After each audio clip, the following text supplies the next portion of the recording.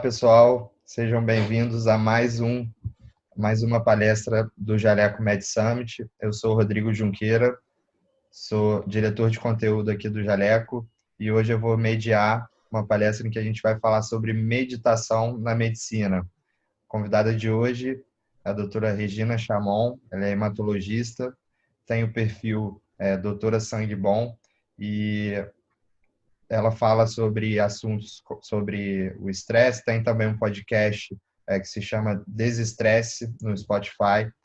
E, bom, vou deixar a Regina se apresentar. Obrigado mais uma vez, Regina, por estar aqui com a gente. Para quem ainda não conferiu, a Regina já participou também de outra palestra falando um pouco sobre o impacto do estresse na saúde do estudante, do médico. É só procurar na trilha aqui do evento que vocês encontram. E aí, Regina, tudo bem?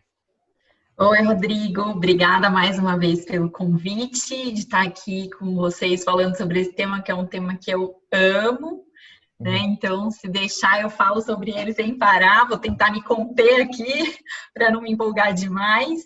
E, bom, por que eu falo sobre meditação, né? Já que eu sou hematologista. Então, na verdade, eu pratico meditação há bastante tempo. Desde que eu era criança, eu acompanhava minha mãe nas aulas de yoga, desde pequenininha eu ia com ela. E depois que eu terminei a residência de hematologia, que eu fiz em Campinas, e aí voltei para São Paulo, eu comecei a praticar yoga como uma atividade física que eu consegui incluir no meu dia a dia. Na época, eu estava bastante sobrecarregada, o término da residência foi bastante traumático para mim, né? A residência de hematologia é uma residência que não só o volume de trabalho é muito grande, mas o impacto psíquico para a gente é bem importante também, né? A gente lida com pacientes extremamente graves, pacientes jovens, então esse impacto é um impacto bem importante. Eu comecei a praticar yoga de uma maneira mais regular, nessa época, que foi em 2010, e eu percebia que aquilo me trazia muitos benefícios, mas eu não entendia exatamente dentro do contexto da fisiologia o que é exatamente que acontecia. Bom, continuei trabalhando, em 2015 eu fiz uma pós-graduação em medicina integrativa e em 2016 eu tive contato pela primeira vez com um médico brasileiro, que é o Dr. Roberto Cardoso, que é uma pessoa muito experiente, é um meditador muito experiente, ele medita há mais de 40 anos, e ali pela primeira vez eu tive contato com os aspectos fisiológicos da meditação e como é que a gente poderia trazer isso para dentro do contexto clínico, né? Então esse meu primeiro contato foi em 2016, na Unifesp, em São Paulo. Lá a gente tem um curso, que é um curso de facilitadores de meditação para profissionais da saúde. Então, eu fiz o curso em 2016 e fiquei na equipe dele. E aí, desde então, eu venho estudando a meditação como a minha prática de me conhecer, de poder me desenvolver, mas também com esse olhar mais acadêmico da fisiologia da meditação e como é que a gente traz isso para dentro do contexto clínico. Então, é um pouquinho sobre isso que a gente vai falar hoje.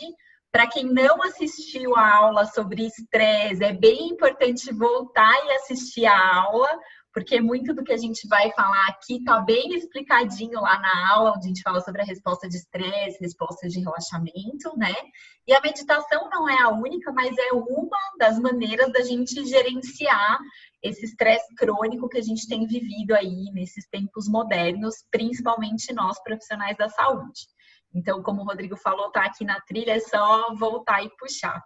E aí, pode falar, Rodrigo. Não, eu ia comentar justamente isso. É só procurar ali, filtrar pela trilha de bem-estar e saúde e procurar, acho que vai achar rapidinho ali. E foi um bate-papo bem legal, em que a gente se aprofundou um pouco mais sobre o tema, e hoje a gente vai focar justamente na meditação. Um ponto aqui interessante que eu até comentei na última conversa nossa é que assim, o estudante de medicina e o médico por si só é uma pessoa, geralmente é um perfil mais cético, né? Em que é muito baseado ali em evidências, né? E realmente tem que ser. E quando a gente entra num assunto assim que envolve meditação, algumas técnicas alternativas, né, de alívio de estresse, o pessoal sempre fica um pouco com o pé atrás. E isso eu falo assim, eu mesmo já antes de entender um pouco mais sobre o assunto, assim, sempre ficava bem com um pé atrás ali, via colegas, amigos fazendo, o pessoal sempre relatava um resultado, mas eu sempre ficava assim, putz, mas qual que é? Por que que funciona, sabe? Eu sempre ficava com o pé atrás. E quando eu conheci, passei a acompanhar lá seu podcast e os conteúdos que você produz, o que eu achei muito legal é isso, que você dá um embasamento técnico, né, de evidência e mostra o porquê que de fato é eficaz, né? Então isso eu acho que é bem bacana para o pessoal. E a gente vai ver como os estudos em meditação foram evoluindo nesse sentido, né? Então, eu fiz uma apresentação curtinha aqui com os slides, só para a gente ver alguns números e algumas imagens, eu acho que isso vai ficar mais claro. Mas, Beleza. assim, a meditação, a gente pode entender ela dentro de uma série de contextos. A gente pode entender a meditação dentro do contexto monástico, e aí a gente usa uma linguagem específica para falar da meditação dentro dessas tradições religiosas, o budismo, o cristianismo. Muita gente não sabe, mas a tradição cristã tem uma linhagem de meditação que é bem importante. Então, ali a gente usa uma linguagem. Quando a gente fala da meditação dentro do contexto acadêmico, a gente precisa usar uma outra linguagem, né? Muitas vezes a gente está falando sobre a mesma coisa, mas a linguagem é diferente, porque senão a gente fica sem entender aquilo que está sendo falado, né? Fica uma coisa muito abstrata, a gente não faz sentido para a gente. Por isso que eu me identifiquei tanto com essa linguagem de, tá bom, então vamos ver o que está acontecendo dentro do corpo, o que muda, qual via muda, o que ativa, o que não ativa. Então é a partir disso que a gente vai falar hoje. E esse ano nós estamos em junho de 2020, né? Junho, julho de 2020. Alguns meses atrás, em abril, saiu uma perspectiva no New England com 3 médicos que são lá da Harvard Medical School, que é o Dr. Benson, que a gente falou bastante dele na aula de estresse, também a Michelle e o Gregory Fricchione, que é um psiquiatra, que é um dos maiores pesquisadores do estresse hoje em dia. Eles estavam falando exatamente sobre essa questão da medicina mente-corpo e como isso tem estado cada vez mais presente, né, dentro da prática médica. E daí lá eles colocam uma coisa que eu achei sensacional, que é assim, mesmo que você não acredite na meditação, se você fizer a técnica, o benefício fisiológico ele vai acontecer. Então, de fato, não é uma coisa que é uma crença, é uma coisa da nossa cabeça. Existe uma alteração, né, que está acontecendo e vai acontecer, você acredite naquilo ou não. Eu acho que esse já é um bom caminho. Ô, Rodrigo, eu vou compartilhar minha tela aqui. Só para explicar para o pessoal, você agora então vai compartilhar a tela, mostrar um pouquinho, fazer uma apresentação, e depois a gente retorna aqui para o bate-papo. Eu tenho algumas perguntinhas aqui, minhas e do pessoal também, para a gente esclarecer algumas dúvidas. Vamos lá. E também lembrando aqui para o pessoal que está assistindo agora no evento, a gente tem um chat aqui, em que, apesar da gente já ter gravado, a gente vai estar aqui interagindo com vocês através do chat. E, eventualmente, caso tenham alguma dúvida ou queiram conhecer mais, tem os contatos aqui da Regina, até pelo Instagram, LinkedIn, é só mandar mensagem lá e para a gente. Bom, então falando um pouquinho aí da questão da meditação, e a gente vai falar aqui nesse contexto específico da saúde, né? Como a gente estava falando, a gente pode falar da meditação dentro de vários contextos, do contexto acadêmico, do contexto monástico. Atualmente a gente tem visto muito se falar sobre meditação no contexto do mundo corporativo, né? E aí, enfim, com uma série de críticas, mas que eu acho que não vem ao caso. Então, nesse momento, a gente vai falar da meditação dentro do contexto da saúde. E o que é muito interessante a gente ver é como os estudos sobre meditação, eles começaram a aumentar. Então, se a gente olhar aqui, esse é um artigo de 2011, ele foi publicado em 2011, e aí a gente vê aqui o número de estudos em meditação publicados por ano. Então, se a gente olhar aqui lá pela década de 70, mais ou menos, começaram a aparecer os primeiros estudos com meditação. E esses estudos começaram exatamente com o Dr. Herbert Benson, que é um cardiologista lá da Harvard Medical School. E nessa época estava muito na moda se falar sobre meditação transcendental. Nessa nessa época os Beatles faziam meditação transcendental, então aquilo ficou algo muito popular. Então o Dr. Benson começou a estudar, a fazer os primeiros estudos aí com meditação, uma coisa meio escondidinha, porque havia muito preconceito com esse tema na época, né? Era um tema que era muito conectado com as questões místicas, religiosas, e isso não fazia muito parte do estudo científico naquela época. Então ali começaram os primeiros estudos. Depois a gente tem uma segunda onda aqui, no começo dos anos 2000, uma segunda onda de estudos publicados, e aí nessa época começaram os estudos bastante voltados ao mindfulness. A gente tem um programa de 8 semanas, que é Mindfulness Based Stress Reduction, que é um programa desenvolvido por um pesquisador chamado Jon Kabat-Zinn, que é inspirado no budismo, mas a prática da meditação foi tirada do contexto religioso.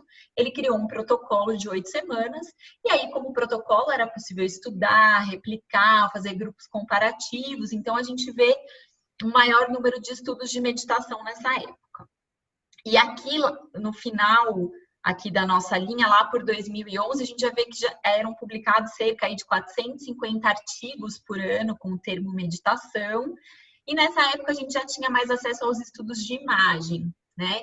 E aí eu fiz uma pesquisa lá no PubMed, olha só, em 2019 a gente tinha quase 1.900 artigos publicados com o termo meditação ou mindfulness. Ou seja, a meditação de fato tem sido cada vez mais estudada, e exatamente por isso a gente tem entendido cada vez mais quais são esses aspectos da meditação na nossa saúde, né? Então, como é que aconteceram esses estudos? Os primeiros estudos lá do Dr. Benson, na década de 70, eles eram basicamente estudos feitos com eletroencefalograma, e a gente começou a perceber que as pessoas que tinham uma prática de meditação tinham uma mudança do padrão de ondas cerebrais, então tinha um aumento da quantidade de ondas alfa nessas pessoas que meditavam. Ele também começou a notar uma mudança de algumas funções autonômicas. Então, enquanto essas pessoas estavam meditando, elas tinham uma frequência cardíaca que era mais próxima do normal, a pressão arterial tendia a ser mais próxima do normal, às vezes até um pouquinho mais baixa que o normal, a condutância da pele mudava, tudo isso mostrando que a gente tinha um estado que era um estado mais próximo do estado de relaxamento do que do estado de estresse em si. Então, os primeiros estudos olhavam mais aí essas nossas funções do sistema nervoso autônomo e eletroencefalograma. Depois disso, com a estruturação dos programas de mindfulness pelo Jon Kabat-Zinn, a gente começou a ter estudos que mostravam estudos clínicos do benefício da prática para determinadas condições. Então, tem estudos com fibromialgia, com dor, com pacientes hipertensos. Também esses estudos começaram a mostrar que havia uma mudança da função imune, com uma redução de mediadores inflamatórios, uma melhor capacidade imunológica nas pessoas que meditavam. Então, dessa época aí, do começo dos anos 2000, a gente tem um estudo que pegou meditadores experientes e pessoas que não meditavam e inoculou uma vacina, um vírus da gripe, nesses dois grupos, um vírus influenza. E aí, o que esse estudo mostrou pra gente? Que as pessoas que meditavam, elas tiveram uma chance muito menor de desenvolver quadros gripais do que quem não meditava, mostrando que a longo prazo a gente tem uma melhora da imunidade nas pessoas que meditam. E aí, atualmente, o que a gente tem visto, né, do meio de 2010 para cá, e 2015 para cá, a gente tem visto muitos estudos utilizando a imagem funcional. Então, ressonância magnética funcional, PET scan, e aí a gente conseguiu cada vez mais apurar esse entendimento de como é que a meditação funciona, quais áreas cerebrais estão modificadas, tem o seu funcionamento modificado com a prática da meditação. E mais recentemente, aí nos últimos 3, 4 anos, a gente tem visto muito artigo sendo publicado mostrando os impactos da meditação na epigenética. Então, mudança de expressão de genes, a gente já sabe hoje em dia que as práticas que induzem a resposta de relaxamento, entre elas a meditação, elas diminuem a expressão do gene NF-kappa-beta, então a gente tem uma modulação da inflamação, a gente tem uma redução daquele padrão inflamatório crônico, que está extremamente associado a uma série de doenças dos nossos tempos modernos. Então, se a gente olhar como os estudos da meditação foram evoluindo, a gente começou com uma coisa mais macroscópica, né, um olhar no sistema como um todo, e aí a gente foi aprofundando até que hoje a gente já sabe o impacto que a meditação tem na expressão dos nossos genes. Então, a gente foi afunilando e entendendo cada vez melhor, né? Mas, afinal de contas, o que é meditação, né? Tem muita gente que fala, meditar é não pensar em nada, meditar é esvaziar a mente. E aí, exatamente por conta desses mitos, muitas pessoas desistem de meditar. Então, primeira coisa, é impossível a gente não pensar em nada. Isso não é uma função do cérebro humano. Assim como o nosso coração bate, o nosso pulmão respira, o nosso cérebro, a nossa mente, ela foi feita para pensar. Então, a gente tem uma produção de pensamentos, de starts de pensamento, em torno de 50, 60 mil starts de pensamento por dia. Então, realmente é impossível a gente parar de pensar. Mas, através da meditação, a gente pode treinar a nossa atenção, a gente pode treinar a nossa capacidade de foco para manter a nossa atenção em um único ponto, e isso diminui o nosso envolvimento em sequências de pensamentos. Então, se a gente olhar esse artigo aqui, foi publicado em 2014 pelo Richard Davidson, que é um cientista muito determinado nessa área da meditação, ele tem muita publicação em meditação. Então, se a gente olhar o que acontece quando a gente medita, isso aqui foi feito através de ressonância magnética funcional. Se a gente olhar essa figurinha aqui, que está com o número 4, quando a gente está mantendo a nossa atenção em um único ponto, né, numa âncora, eu vou falar a partir de agora esse termo âncora, então quando a gente está sustentando a nossa atenção em uma âncora, que é exatamente o exercício de meditação, a gente tem a ativação dessa região dorsolateral do córtex pré-frontal, que é basicamente a nossa área de execução, onde a gente tem essa capacidade de execução, de planejamento, tudo isso aí acontece no córtex pré-frontal. Então, o que acontece quando a gente está fazendo a técnica de meditação, trazendo a nossa atenção para um ponto, é que primeiro a gente dá um hiperestímulo para a região dorsolateral do córtex pré-frontal, e até que essa região ela fica tão estimulada que ela tem uma modificação na sua função. Então, ela aparece na ressonância funcional como se ela tivesse ativada, mas, na verdade, ela está com uma função alterada, ela está com um modo de funcionamento alterado. Então, a gente está sustentando a nossa atenção no foco, tem a ativação do córtex pré-frontal, de repente, a gente se vê envolvido numa sequência de pensamentos. A gente tem essa mente vagueante, né? O mind wandering. Quando isso acontece, o que a gente tem é uma ativação do modo default de funcionamento do nosso cérebro, do Default Mode Network. Então, quando isso acontece, a gente vai ter a ativação da região medial do córtex pré-frontal, da região lateral do córtex temporal, a gente vai ter a estimulação aqui da região do precúneo, do córtex cingulado posterior e da região parietal póstero-inferior. Esse mind wandering, esse default mode network, é aqueles momentos em que a gente fica ou pensando em coisas do passado ou se preocupando com problemas do futuro, né? Então, é essa mente que fica pulando de um lado para o outro e que está muito associada com transtornos de ansiedade, transtornos depressivos. Então, enquanto a gente está meditando, a gente estava com a nossa atenção no foco, a gente, de repente, se viu envolvido nessa sequência de pensamentos do modo default. Então, a gente percebe, aqui essa outra figurinha número 2, a gente percebe que se envolveu nessa sequência de pensamentos, né? Então, nesse momento, a gente tem a ativação da ínsula anterior e do córtex cingulado anterior. A gente percebeu que a gente estava envolvido na sequência de pensamentos. E aí, a gente reorienta a nossa atenção para a âncora, para o foco que a gente escolheu e retoma todo esse processo. Então, na verdade, o que as práticas de meditação fazem no nosso cérebro é isso. A gente voluntariamente traz a nossa atenção para um foco e toda vez que a gente se distrai desse foco, a gente retorna a atenção para o foco com essa ideia, com essa pretensão de não se envolver em sequência de pensamentos, tá? Então, se a gente olhar a estrutura de uma ressonância magnética funcional que acontece no nosso cérebro quando a gente está fazendo esse exercício, essa prática de meditação, é exatamente isso que acontece. E quando a gente faz essa modificação voluntária do funcionamento do nosso cérebro, isso começa a ter repercussões no nosso corpo. Então, a primeira coisa que acontece quando a gente tem esse estímulo do nosso lobo pré-frontal é uma redução do tônus simpático. A gente tem uma diminuição dos disparos do sistema nervoso simpático, com isso a gente tem uma redução do cortisol, redução da adrenalina circulante. E, simultaneamente, um pouquinho depois, na verdade, a gente começa a ter um aumento do tônus parasimpático. Então, nesse contexto de um equilíbrio do sistema nervoso autônomo, a gente vai ver uma tendência de normalização da pressão arterial, da frequência cardíaca, da frequência respiratória, tá? Isso acontece, na verdade, quando há algum desequilíbrio. Então, se eu começar a meditar e a minha pressão já estiver normal, ela não vai cair, tá? Isso acontece quando tem desequilíbrio. A mesma coisa, se o meu cortisol circulante estiver normal, ele não vai diminuir, ele vai continuar normal. Então, o que a gente tem aqui é um equilíbrio das funções corporais que estão em desequilíbrio por esse ajuste do tônus do sistema nervoso autônomo. A gente também tem uma maior produção e liberação de serotonina com a prática regular da meditação.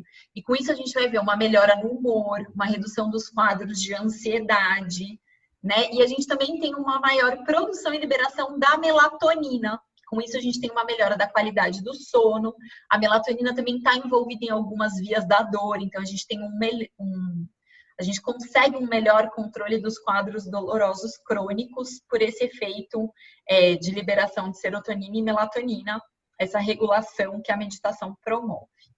A gente também tem uma liberação de vasopressina durante a meditação, e com isso a gente tem uma redução da percepção de fadiga, a gente tem uma melhora da memória, né? Isso é associado não só à liberação de vasopressina, mas um estímulo do nosso hipocampo, que também acontece durante a prática da meditação. E, eventualmente, isso aqui é uma hipótese, a gente não tem uma comprovação, mas é a hipótese que tem sido mais comentada nos últimos tempos, eventualmente a gente tem liberação de DMT pela pineal. DMT é a mesma substância que tem no ayahuasca. Então, os pesquisadores acreditam que essa liberação eventual do DMT durante a prática da meditação justificaria as eventuais experiências místicas que a gente tem relato em algumas pessoas que meditam, tá? Como essas experiências elas são muito fugazes, a gente não consegue fazer a coleta do sangue exatamente no momento da experiência. Então, a gente não tem ainda a comprovação disso. Essa parte da liberação do DMT é apenas uma hipótese, mas é uma hipótese bem provável, tá? Então, se a gente pensar em resumo o que acontece no nosso corpo, a gente tem uma autorregulação do nosso organismo. Então, a gente vai voluntariamente provocar uma modificação da função cerebral através do uso de um exercício de âncora, né, que é a técnica da meditação em si. Essa voluntária mudança da função cerebral vai levar a uma modificação da química cerebral, com alteração da liberação de uma série de neurotransmissores. Isso vai levar a uma alteração da química corporal, e aí a gente vai ver uma regulação da função hormonal, uma regulação da função imune, e uma regulação do nosso sistema inflamatório, que, por fim das contas, vai levar a uma mudança da função corporal, com equilíbrio aí das nossas funções fisiológicas. Então, se a gente fizer um resumão bem sintetizado do que acontece quando a gente medita, é isso que a meditação promove no nosso corpo. Se a gente pensar da aplicabilidade clínica disso, a gente pode dividir a meditação em saúde em 3 grandes grupos. Um grupo onde a meditação é muito boa, e esse grupo é para melhora da cognição, melhora da atenção. Então, a gente tem alguns estudos mostrando que as práticas de meditação, principalmente o mindfulness, melhoram o transtorno do déficit de atenção e hiperatividade, melhoram a nossa capacidade de atenção, reduzem as taxas de recorrência de quadros depressivos e transtornos da ansiedade. A gente também tem, ela é muito boa também para o equilíbrio das funções corporais, então a gente pode usar isso como um auxílio do tratamento, por exemplo, da hipertensão arterial, controle do tabagismo, no apoio dos pacientes que estão em tratamento oncológico para regular, por exemplo, distúrbios do sono. uma melhor percepção da qualidade de vida nesses pacientes, né? E também ela é muito boa para o controle dos quadros de dor crônica, como apoio no controle dos quadros de dor crônica. Por quê? Não é, na verdade, que a meditação diminui a dor, mas a meditação faz um desacoplamento funcional entre a área que percebe a intensidade física da dor e a área que percebe o desconforto que aquela dor causa. Então, na maioria das vezes, o que acontece é que mesmo a intensidade física da dor permanecendo a mesma, aquela dor passa a incomodar menos quem a sente. Isso melhora muito a qualidade de vida desses pacientes que estão aí, né, nesses quadros de fibromialgia, cefaleia, enxaqueca, lombalgia. Então, a gente consegue ter essa melhora da qualidade de vida. Tem um segundo grupo em que a meditação ela pode ser utilizada como uma coadjuvante no tratamento. Esse segundo grupo, a meditação ela vai ter efeitos, só que os efeitos dela vão ser a mais longo prazo. Então, depois de uns 6, 8 meses de prática, a gente começa a perceber benefícios, principalmente nos casos de transtorno obsessivo-compulsivo, transtorno de ansiedade generalizada, das fobias em geral e da síndrome do pânico, né? Porque essas são condições onde o gatilho para o sintoma dessas condições, ele é muito rápido. Então, a gente precisaria de muita musculação aí dos circuitos cerebrais para a gente conseguir afastar um pouquinho o gatilho da nossa reação. Então, a meditação é boa nesses casos, mas é boa lá para frente. Depois de uns 6 meses de prática, a gente começa a perceber o benefício e, eventualmente, a gente pode trabalhar com uma diminuição de dose de medicação, mas isso é bem lá para frente, tá? Existe um terceiro grupo, se a gente pensar na nossa saúde, em que a meditação ela pode ser, inclusive, perigosa, né? Então, são aqueles pacientes com transtornos psicóticos, os pacientes esquizofrênicos ou pacientes com depressão com componente psicótico, pacientes com depressão grave, e depressão grave aqui, quando eu digo, é aquele paciente que ele está totalmente acamado, perdeu a capacidade de autocuidado, é um paciente que perdeu a funcionalidade por conta da depressão, né? Não é a depressão leve que a gente vê a maioria dos pacientes. Também para os pacientes que têm transtorno borderline e para os usuários de droga psicoativa. Por que que a meditação pode ser perigosa nesses grupos de pacientes? Porque esse grupo é um grupo que está mais predisposto aos efeitos colaterais da meditação, que nesse grupo podem ser ideação suicida, principalmente nos pacientes com depressão grave, indução de surto psicótico em pacientes esquizofrênicos, em pacientes borderline, e também esse transtorno de despersonalização, que é a pessoa deixar de se reconhecer, né? Porque a meditação atua numa série de áreas cerebrais, modificando o funcionamento dessas áreas. Então, nesse grupo de pacientes, eventualmente a gente pode ter esses efeitos colaterais. Isso é muito raro. Se o paciente tiver com essa condição controlada, medicada, ele pode meditar, desde que isso seja feito acompanhado por um instrutor experiente. Sempre a gente vai fazer essas medidas em conjunto com a equipe assistencial do paciente. Então, em parceria com o psiquiatra, com o psicólogo, com o terapeuta, esse tratamento ele é sempre feito em conjunto, né? E uma coisa que é importante a gente dizer, assim, a meditação, ela não substitui nenhum remédio. A gente nunca tira um remédio porque a pessoa começou a meditar, né? Eventualmente, alguns pacientes vão ter uma melhora de certas condições, porque através da meditação ele começou a modificar uma série de questões do estilo de vida e eventualmente a gente vai tirar o remédio, mas esse não é o objetivo principal quando a gente entra com uma técnica como essa para os nossos pacientes, tá? Então, aqui eu estou deixando esse QR Code, quem quiser dar uma fotografada nele aí, vai direcionar para o meu site. Lá tem uma série de artigos na íntegra falando sobre os usos da meditação, sobre a definição operacional do que é meditação. Tem o guideline da American Heart Association para o uso da meditação no controle do risco cardiovascular. Tem um guideline da ASCO, que é a Sociedade Americana de Oncologia Clínica, para o uso das terapias complementares no paciente oncológico. Então, lá tem bastante material. E os meus contatos aí, né, Rodrigo, para quem quiser, o que a gente não conseguir responder agora, nesse exato momento, pode entrar em contato depois. Então, eu vou parar de compartilhar minha tela aqui e aí a gente abre para as perguntas. Muito bom, Regina. Que aula. Eu acabei aqui aprendendo muita coisa nova também. Como eu falei, me interessei há pouco tempo pelo assunto, comecei a ler, mas interessante ver essa questão também dos efeitos colaterais, né? Que muitas vezes a gente acha que, assim como não tem ali as contraindicações, né? A gente viu ali que tem determinados grupos de risco, que a gente tem que ficar um pouquinho mais atento, né? Apesar de ser raro, mas muito legal. Eu queria começar com algumas perguntinhas aqui mais práticas. Vamos lá. Vamos lá. Pessoal que assim, está começando a entender a estudar sobre o assunto, muitas vezes, e aí eu falo por experiência própria também, fica confuso com alguns conceitos. Porque, por exemplo, a gente começa ali, a gente vê de mindfulness, yoga, meditação, e Meditação acaba dando aquela transcendental. confusão de conceitos ali. Eu queria que você explicasse mais ou menos qual que é a diferença desses principais conceitos, assim, meditação, Vamos lá. mindfulness, e o próprio yoga. Tá. Então, quando a gente pensa em meditação, falar meditação é igual falar atividade física. É um grupo de práticas, né? Atividade física pode ser futebol, pode ser corrida, musculação, sei lá.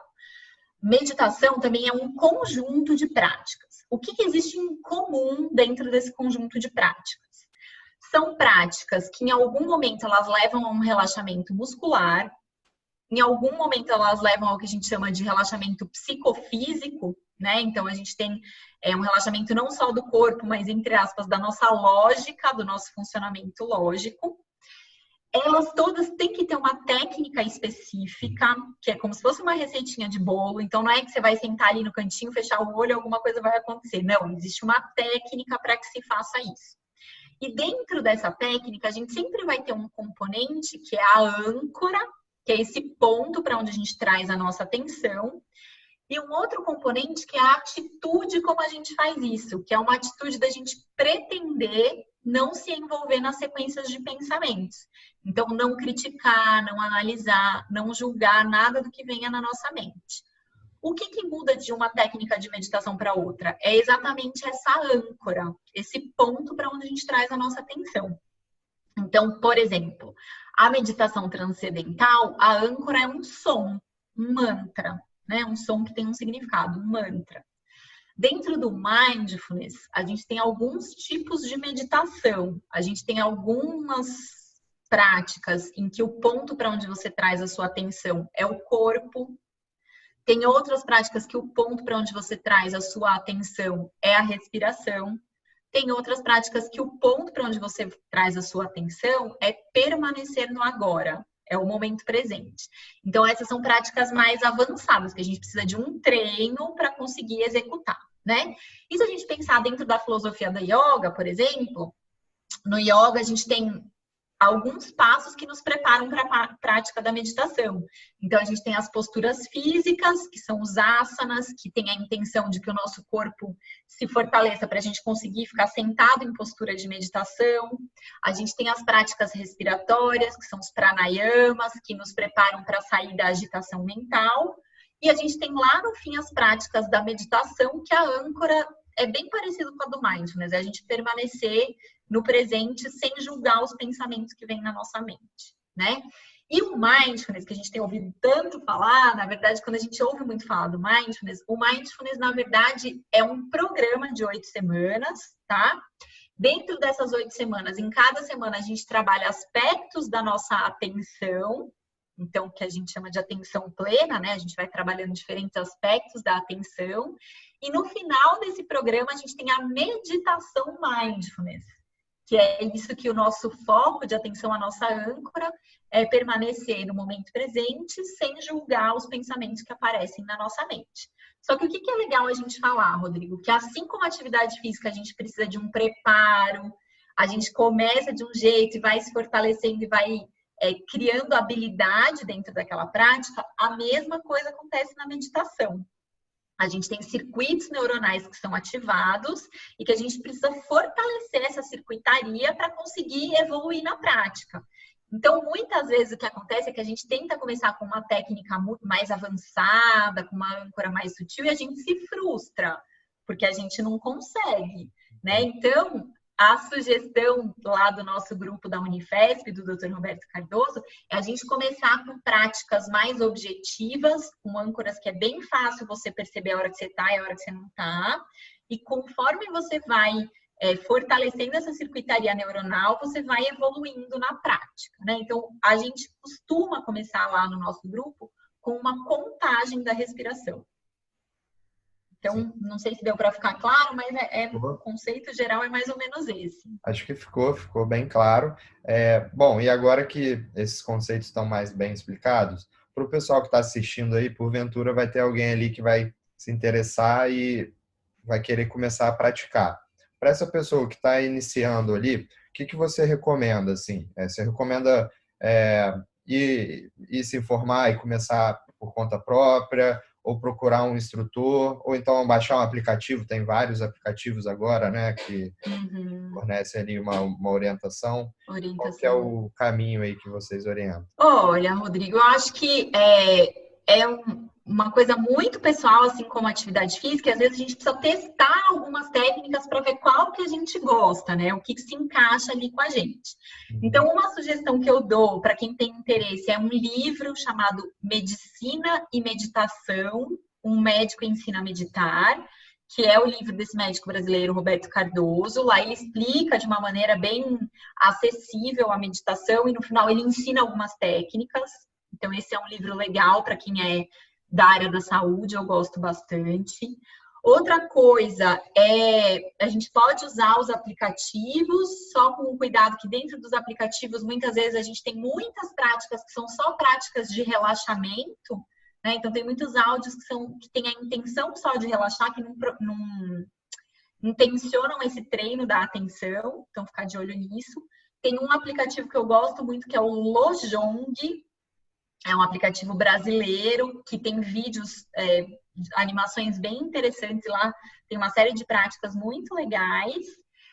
E a gente vai oferecer aqui para o pessoal que está assistindo o nosso congresso, eu dou um curso que chama Meditação na Prática Clínica, né, Rodrigo? Então, a gente vai disponibilizar aí algumas vagas para o pessoal que está assistindo, e o curso deve acontecer final de julho, começo de agosto. Então, a gente vai trazer, mas eu acho assim, a minha sugestão é não desistir a primeira vez que você pratica, porque muitas vezes acontece isso, a gente vai para uma prática e a gente não se identifica com ela, né? Então, tem pessoas que se identificam mais com âncoras que são som, contagem, tem outras pessoas que se identificam mais com âncora que são uma sensação do corpo, a percepção de um estado. Então, a gente precisa ir treinando e encontrando qual que é a nossa turma aí dentro da meditação.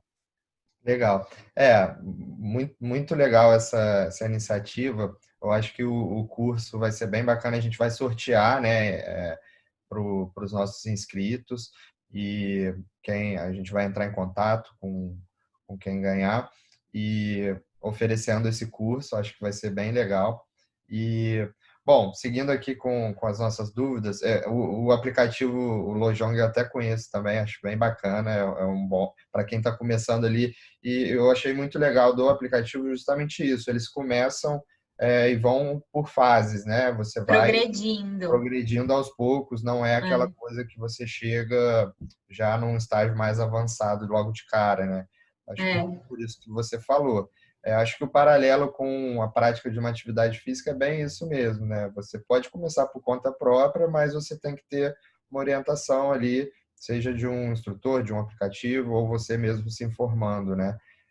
Para não dar um passo maior que a perna. Bom, uma outra dúvida aqui que surgiu, na verdade até uma experiência própria também. Na minha residência, eu fiz residência de clínica médica, tinha toda terça-feira, eu lembro exatamente, terça-feira de manhã a gente tinha uma sessão, eu fiz residência aqui no Hospital Federal da Lagoa, aqui no Rio, e tinha uma sessão de meditação. Acabava ali que na correria, eu confesso que eu participei muitas poucas vezes, mas hoje eu olho para trás, eu acho que eu devia ter participado, me ajudaria bastante, porque na residência é um ambiente muito estressante, né, muitas vezes, Muito. e Sim. acho que seria uma técnica que ajudaria. Às vezes que eu Uhum. participei foi bem bacana. Mas eu queria saber sua opinião sobre o uso, se as faculdades e as residências já estão reconhecendo e passando a utilizar a meditação como uma ferramenta de cuidado do bem-estar dos alunos e dos residentes. O que você tem visto aí fora e qual o potencial que você enxerga nisso? Uhum. Rodrigo, tem uma frase budista, um ensinamento budista que diz que se você não tem 20 minutos para meditar, medite 40. Porque é quando a gente não tem tempo que a gente mais precisa e que a gente vai ter um benefício maior da prática, né? Então, isso que você falou, acho que é verdade, é muito verdadeiro, assim, quando a gente está muito estressado, essa é a primeira coisa que a gente quer cortar da nossa lista. E, na verdade, essa é a coisa que a gente deveria manter, porque é o que vai mais ajudar a gente naquele momento, né? Então, eu tenho visto muitos movimentos, principalmente dos estudantes, né, com as ligas acadêmicas.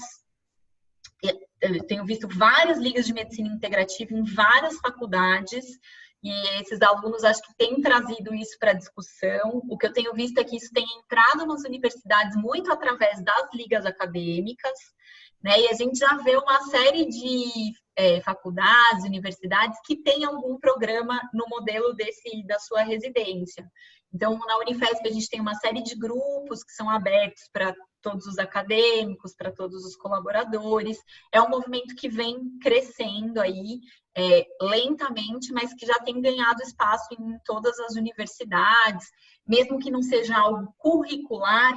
Praticamente todas as universidades, as faculdades já têm algo extracurricular nesse sentido aí, né? Da gente fazer, da gente se voltar ao autocuidado, da gente se voltar para essas práticas, da gente se entender um pouquinho melhor, entender como que é o funcionamento do nosso corpo, da nossa mente, que muitas vezes a gente não tem essa percepção da gente mesmo, né?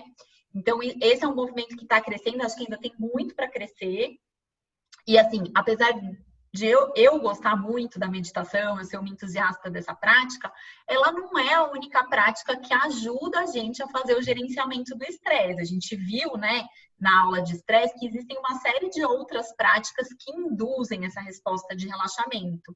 Então, muitas vezes o que acontece é que a pessoa vem para mim e fala assim, eu estou precisando meditar. Na verdade, o que essa pessoa precisa é só relaxar, então tempo para relaxar.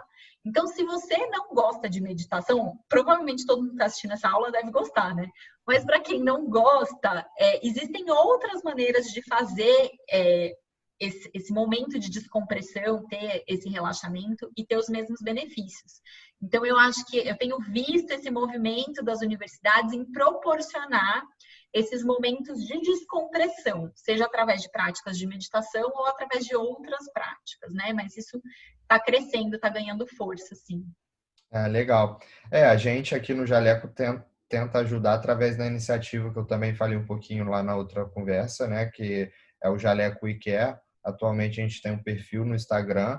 Para quem quiser seguir também, a gente vai deixar também na descrição ou no chat, em que os 3 pilares são alimentação saudável, atividade física e saúde mental, em que a gente aborda muito ali técnicas de relaxamento para combater o estresse, a ansiedade, sendo a meditação uma delas. Então, quem também tiver interesse e quiser conhecer, é só seguir lá. E surgiu muito disso, né? A gente viu um gap ali, uma falta de apoio justamente aos estudantes nessa área, que são muito acometidos por todos esses problemas que a gente falou, né? Estresse, burnout, ansiedade. Então, a gente viu uma oportunidade ali para poder ajudar. Bom, acho que a gente já está estourando aqui o tempo. Foi uma ótima conversa também aqui, Regina. Mais uma vez, muito obrigado. E eu queria aproveitar para deixar o espaço aí para você divulgar mais uma vez a forma que o pessoal pode entrar em contato e conhecer seus cursos. Está aberto aí. Legal, Rodrigo, obrigada pelo convite. Eu sempre falo que é um prazer muito grande falar para os estudantes e a gente já ir colocando essa sementinha, né, do autocuidado, do gerenciamento do estresse desde a época da faculdade. Acho que se eu tivesse tido isso na faculdade, isso me pouparia muitos problemas ao longo da minha carreira, né? Então é muito gostoso conversar e ver os estudantes cada vez mais abertos para esse tipo de abordagem. Quem quiser entrar em contato, conhecer um pouquinho mais meu trabalho, como você falou, Rodrigo, eu sempre busco trazer o aspecto técnico, científico para dentro dessas práticas, né? Porque eu acho que a gente tem que ter esse cuidado quando a gente está no contexto da saúde. Então, lá no Instagram, eu @doutora Sangue Bom, no LinkedIn, Regina Chamon, e o podcast, que é o Desestresse, está nos principais agregadores de podcast, e lá também eu recebo convidados para entrevistar, mas sempre em torno desse tema do estresse, de como isso afeta a nossa